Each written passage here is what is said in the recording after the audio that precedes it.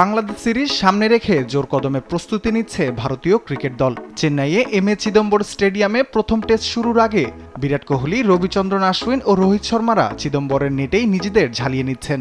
তাদের মধ্যে যেন একটু বেশি সময় দিচ্ছেন কোহলি ও দলপতি রোহিত শর্মা। এই প্র্যাকটিস সেশনে তাদের কিছু সারপ্রাইজিং শট অবাক করেছে টিম ম্যানেজমেন্টকে।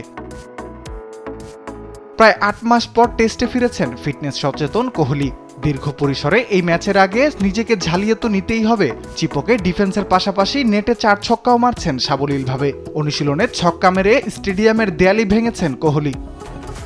প্রতিবেশী দুই দেশের প্রথম টেস্টটা চেন্নাইতে, তাই ম্যাচে বাড়তি সুবিধা পাবে স্পিনাররা। বাংলাদেশের স্পিন অ্যাটাককে রুখে দিতে বরাবরই প্রস্তুতি নিচ্ছেন রোহিত শর্মা। তার প্র্যাকটিসে বেশ কিছু রিভার সুইপ খেলতে দেখা গেছে, যা হয়তো দেখা যেতে পারে বাংলাদেশ ভারতের ম্যাচে। ভারতের অন্যতম বড় শক্তি টেস্ট ক্রিকেটে দ্রুততম ৪০০ উইকেট নেয়া চেন্নাইয়ের ঘরের ছেলে রবিচন্দ্রন অশ্বিন। বিশেষজ্ঞরা বলছেন বাংলাদেশের বিপক্ষে বড় হুমকি হবেন ১০০টি টেস্ট ম্যাচ খেলা অভিজ্ঞ এই অফ স্পিনার।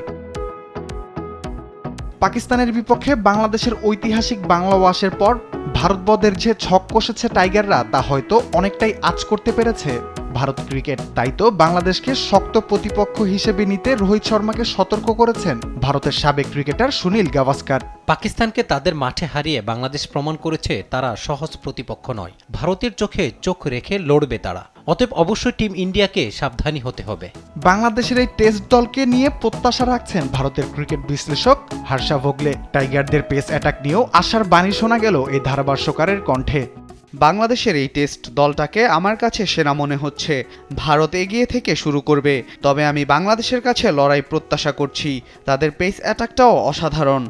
গাভাস্কারের মতে তারুণ্য ও অভিজ্ঞতার মিশেলে গড়া বাংলাদেশ দল কাউকে আর ভয় পায় না। তাই ভারতীয় দলকে জয় নিশ্চিত করতে বাংলাদেশকে কোনোভাবেই অবহেলা না করার পরামর্শও দিয়েছেন তিনি।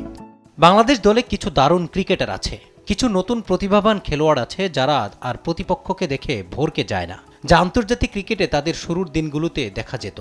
অন্যদিকে ভারত সফর নিয়ে নিজের ভাবনা জানিয়েছেন বিসিবি সভাপতি ফারুক আহমেদ। ফল নিয়ে ভাবার চেয়ে ভারত সফরে ক্রিকেটারদের কাছে ভালো খেলার দেখার প্রত্যাশা তার। রাফিউল ইসলাম রাতুল, স্পোর্টস ডেস্ক, দেশ টিভি।